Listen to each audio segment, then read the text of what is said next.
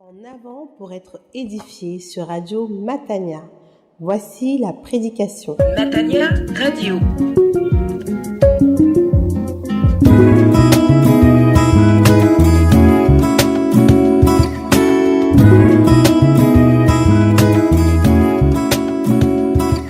Auditeurs de Radio Matania, c'est le moment de la prédication et celle que j'introduis est une prédication du pasteur Claude Messini-Bazi qui a pour titre « Que signifie Noël pour moi ?» Que signifie Noël pour moi? Et pour thèse de référence, le premier chapitre de l'Évangile de Jésus-Christ selon Jean. Jean chapitre 1, que signifie Noël pour moi?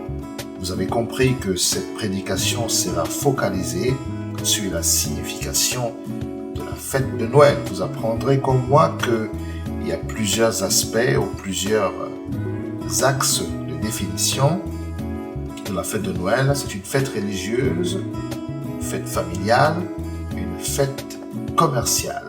Mais pour nous chrétiens, la fête de Noël a pour définition ou se définit par le concept selon lequel Dieu soit devenu un être humain. Qu'est-ce que cela veut dire? Que le Créateur de toutes choses est devenu ou soit devenu un être humain. Vous aurez des réponses en écoutant cette prédication riche, certes courte, mais riche, que je vous propose à l'instant.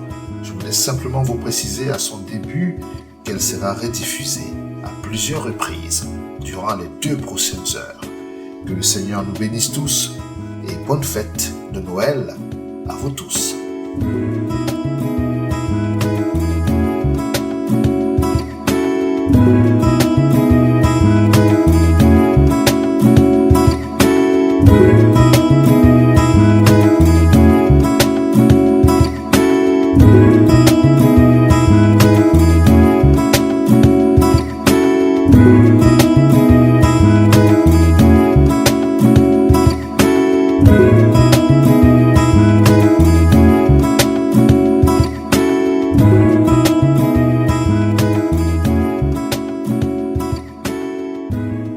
Au commencement était celui qui est la parole de Dieu.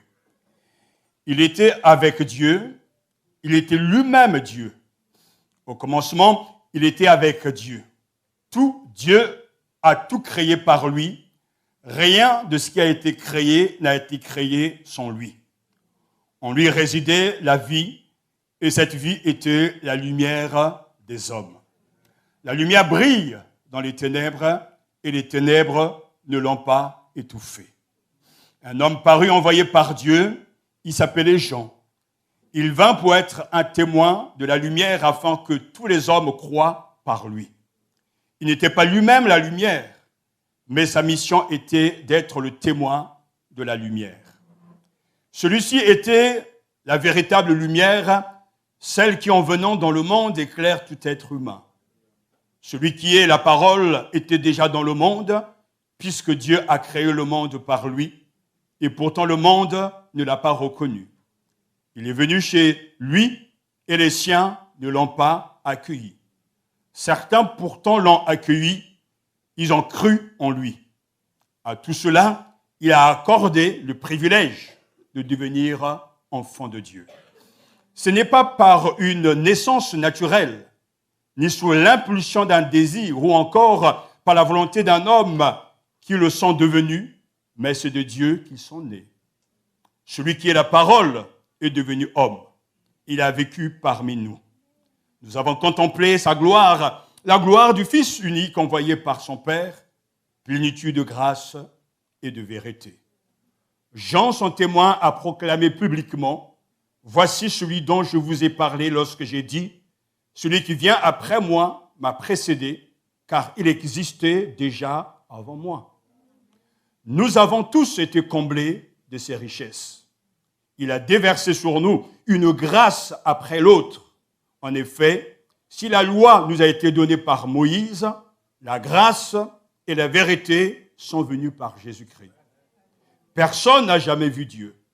Dieu le Fils unique, qui vit dans l'intimité du Père, nous l'a révélé. Amen. Prions. Qu'il en soit ainsi, toi seul peux nous révéler le Père et nous montrer le chemin, nous accorder la vie et le pardon des péchés. Seigneur Jésus, merci pour ce moment de partage. Bénis ta parole et que ton Esprit Saint parle à nos cœurs pour la gloire de Jésus-Christ. Amen. Merci de vous asseoir. Que signifie la fête de Noël pour vous? Selon un article où il est question de savoir ce que les uns les autres pensent de cette fête de Noël, alors que certains pensent et ils affirment que la fête de Noël est une fête religieuse. D'autres affirment que c'est une fête familiale. Et pour d'autres, une fête consumériste, c'est-à-dire pour les consommateurs. Je pourrais dire ce matin qu'en fait, pour bien des gens, la fête de Noël conjugue ces trois réalités. Une fête religieuse parce qu'on va à l'église, au moins pour la première fois.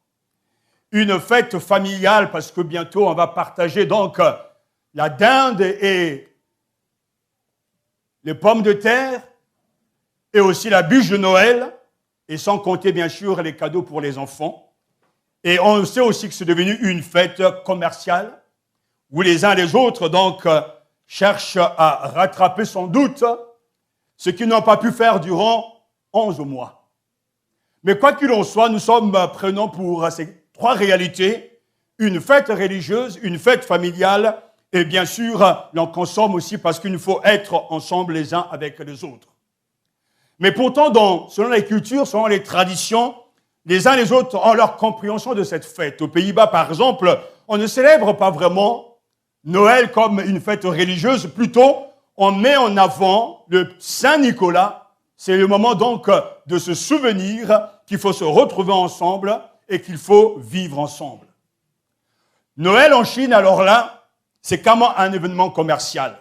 Avec Confucius, il n'est pas question pour eux donc de mettre Jésus plutôt en avant, mais plutôt de mettre la carte bleue en avant parce que c'est symbole donc de réussite.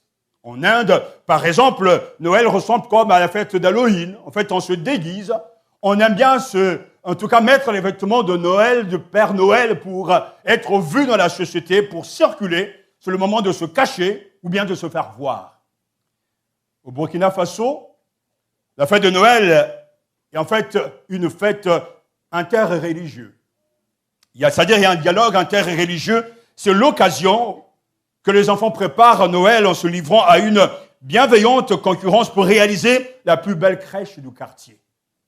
Et d'ailleurs, la télévision passe dans les rues et dans les quartiers pour récompenser les 3 plus belles œuvres. Et je pourrais vous donner d'autres exemples pour vous dire que soit selon sa culture, ses traditions, on ne vit pas la fête de Noël de la même manière. Mais la question pour nous ce matin en tant que chrétiens, que signifie Noël pour nous?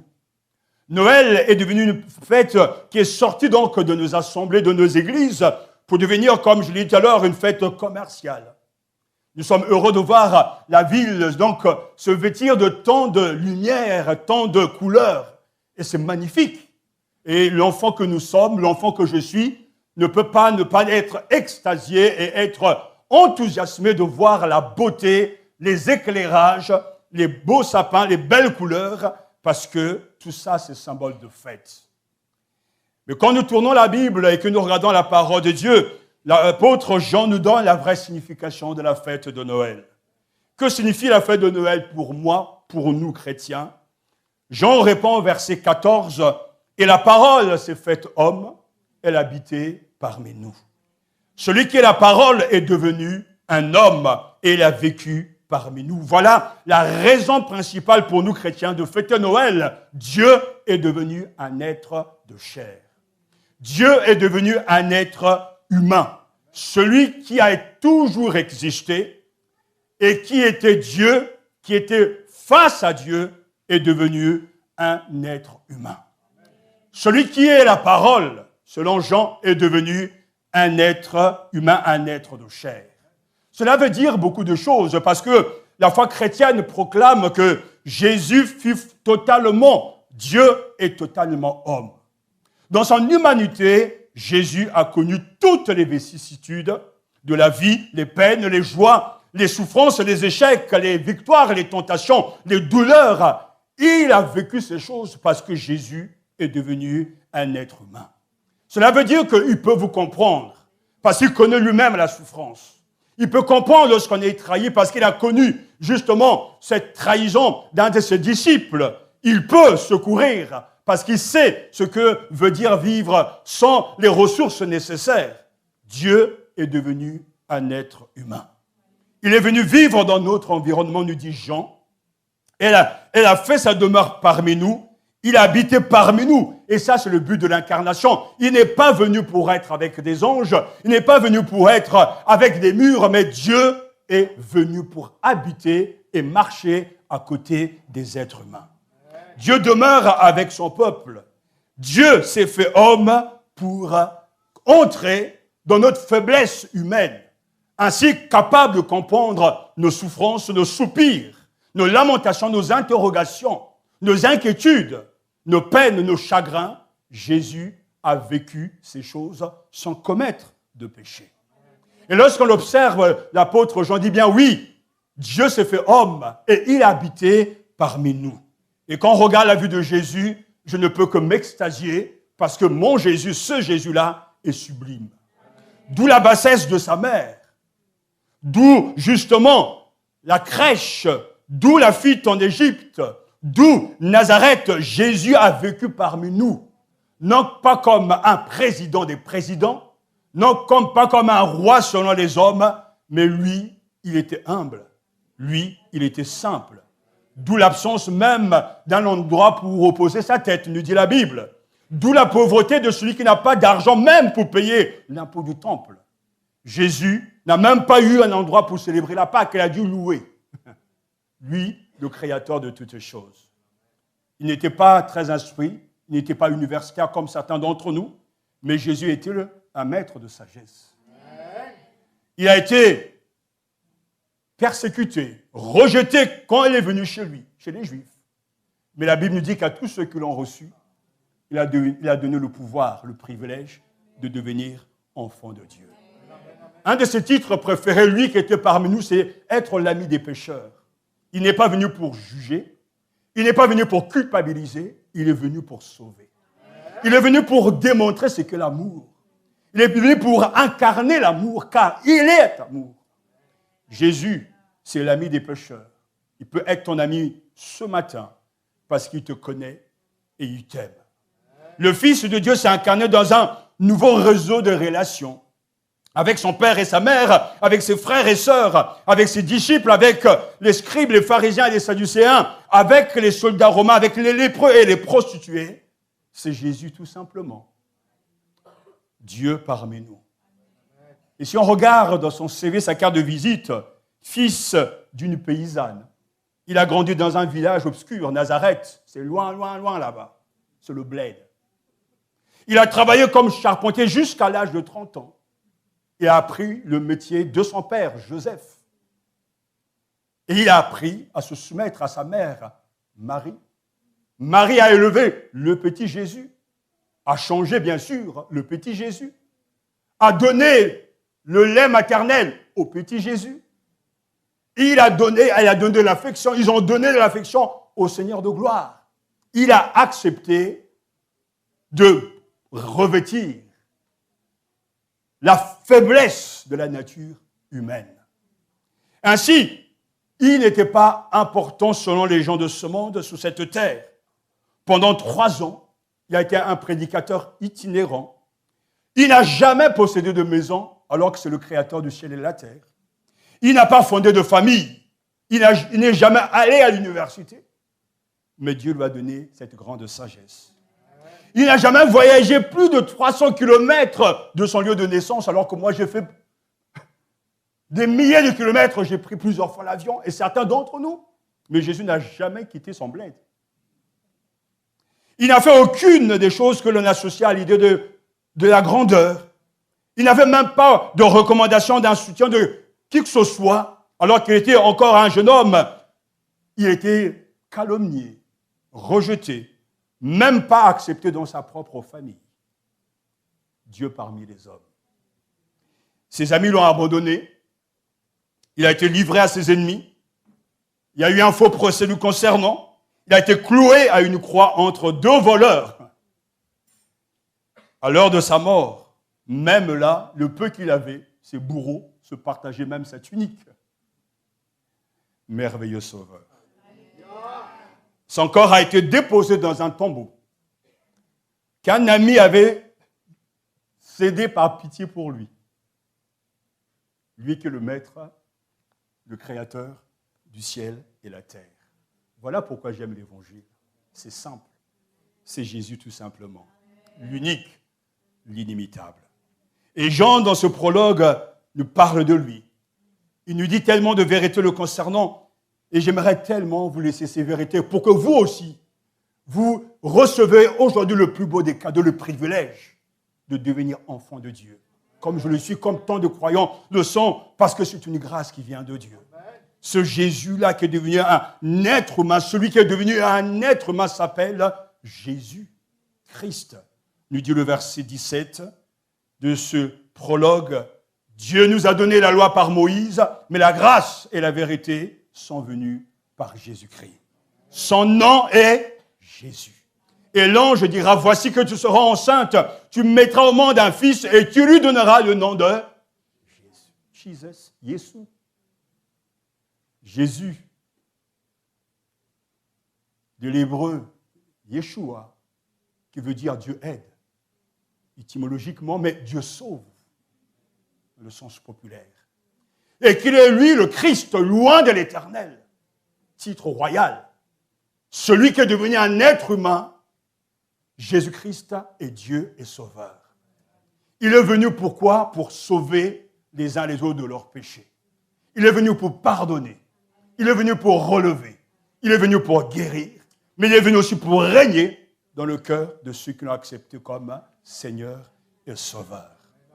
Celui qui est devenu un être humain, qui a pris la forme humaine, est au même titre que le Père Dieu. Celui qui est la parole avant de devenir un homme qui a vécu parmi nous était Dieu, tout en étant distinct de Dieu, Père. Jésus-Christ n'est pas une autre divinité, mais il est Dieu lui-même, comme nous le dit Jean, chapitre donc 1, verset 1.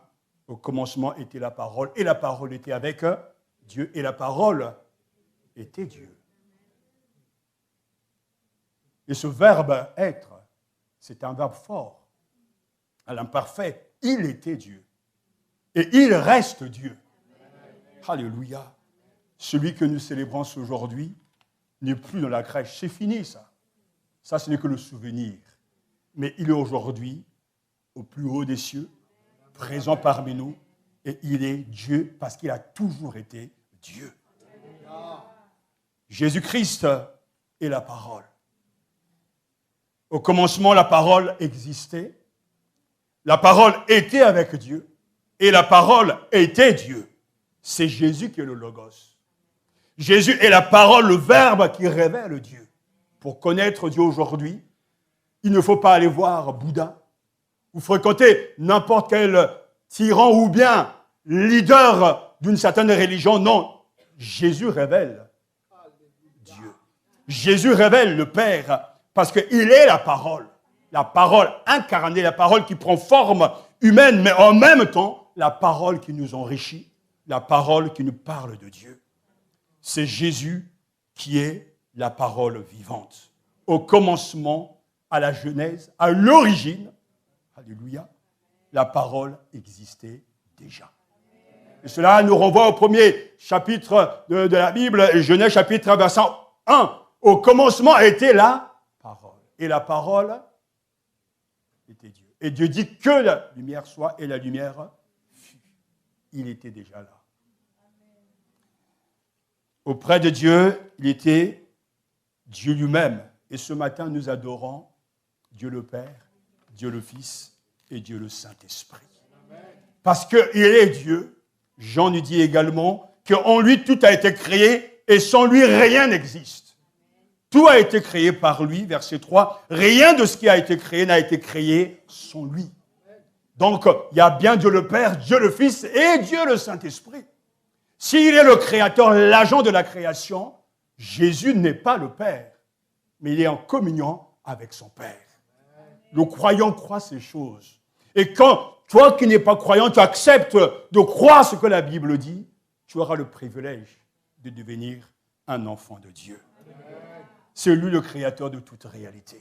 Regardez le cosmos, regardez la nature, regardez la création et voyez partout la signature de Jésus, le créateur de toutes choses. Admirez la beauté donc de la création, les oiseaux, les mathématiques, il est dedans, il est le créateur de tout ce qui existe. Rien n'a été fait sans lui et hors de lui, parce que tout lui appartient. Et enfin, Jean nous dit qu'en lui résidait la vie, et cette vie est la lumière des êtres humains. En elle, il y avait la vie, et cette vie était la lumière des êtres humains, c'est-à-dire qu'en relation, en communion, lorsque l'on fréquente Jésus, en lisant la Bible, on reçoit la vie, mais on reçoit aussi la lumière de la vie. C'est-à-dire la vraie vie, ce n'est pas la vie biologique que chacun partage ce matin, qui est une grâce que Dieu nous a donnée. Comme ce matin, Dieu nous a prêté le souffle de vie. Mais je ne parle pas de cette vie humaine où on s'éclate, où on est ivre, où on se drogue, où on se vautre dans le péché. Non, on parle de l'autre vie qui Dieu seul donne et qui rassasie l'âme et qui comble le cœur. Jésus est celui qui est la source de la vie et qui donne la vie. À tous ceux qui l'ont reçu, il a donné le privilège de devenir enfant de Dieu. Alors, il est venu vers les siens. Et ce matin, il vient à Corbeil. Il est déjà à Corbeil. Il est venu pour toi. Tu as deux possibilités. Le refuser ou bien l'accepter. Et si tu l'acceptes, il te donne cette promesse. Je viendrai chez toi et je souperai avec toi. Je te donnerai un cœur nouveau et je ferai de toi mon enfant. C'est ce Jésus-là que nous célébrons aujourd'hui, qui est Dieu au même titre que le Père. La lumière est venue dans le monde et les ténèbres n'ont pas pu l'arrêter. Parce que soient les manigances des uns et des autres, Jésus est réellement né. Jésus a réellement vécu. Jésus a mené une vie remarquable, a prêché l'évangile du royaume. Il a été crucifié, mais le troisième jour, il est ressuscité d'entre les morts et il est monté au ciel préparer une place pour ses enfants. Et bientôt, il reviendra pour chercher ses enfants. Et toi aussi, tu peux faire partie de ce groupe-là. Alors ce matin, quelle est ta réponse? Que fais-tu ce matin lorsque tu pars de Noël?